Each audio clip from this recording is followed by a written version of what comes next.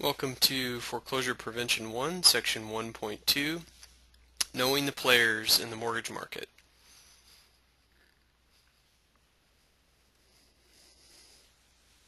So, who are the different people involved in the mortgage marketplace? We've got borrowers, mortgage originators, the mortgage holder, the mortgage servicer, and then the pooling and servicing agreement between the servicer and the investors. This is a subprime home mortgage securitization structure. It just shows you how complex the mortgage market can be in terms of all the different people involved, the contracts involved, different investors involved. It's a very, very complicated industry, but you need to know, you need to have a somewhat more than basic understanding of how it all works so that you can serve your clients as best as you possibly can.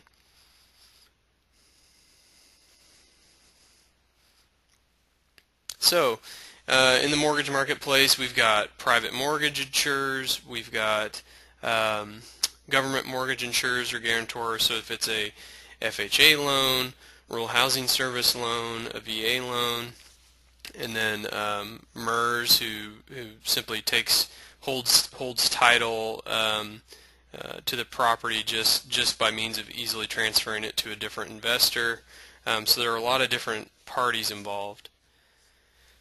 Who is MERS? This is something that came up several years ago when there were a lot of foreclosures. When MERS was filing foreclosures in its own name, it's not so much an issue now, but you do need to know what it is. It's the Mortgage Electronic Registration System.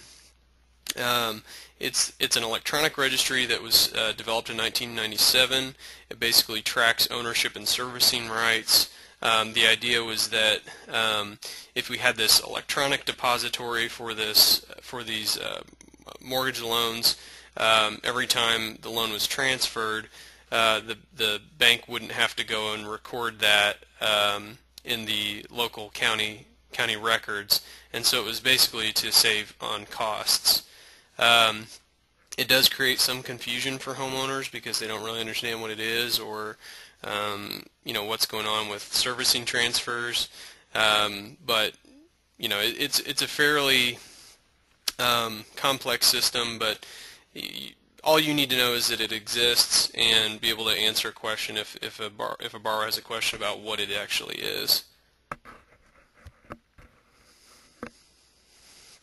So the Helping Families Save Their Home Act of 2009 amended the Truth in Lending Act, so borrowers must be notified whenever ownership of a mortgage loan is transferred, and that's not just servicing changes. So we see that commonly in the servicing world, where there's supposed to be a goodbye letter, so to speak, from the former servicer, and then a hello letter from the new servicer. If the loan is actually bought by someone else, that also has to be notification also has to be given to the borrower. So the notification has to be that the borrower receives something in writing within 30 days after the loan is sold or assigned, and it's supposed to give the identity, address, telephone number, and the data transfer and location where the transfer is recorded. And then the question is, how can borrowers reach an agent or party with authority to act on behalf of the new owner? Typically, that's going to be whoever's servicing the loan. So if the new owner is also servicing the loan, then that's the person then they need to be contacted. However, if you get a servicing notice that it's a new servicer, then that's the servicer that should be contacted. If the new owner does not comply with the law, the borrower can sue and get actual damages, statutory damages, costs, and attorney fees, and monetary penalties for noncompliance.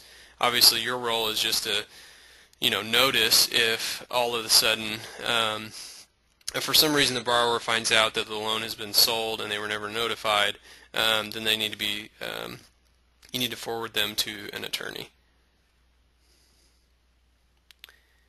And that is the end of section 1.2. I will just note that the importance of knowing who all is involved in the process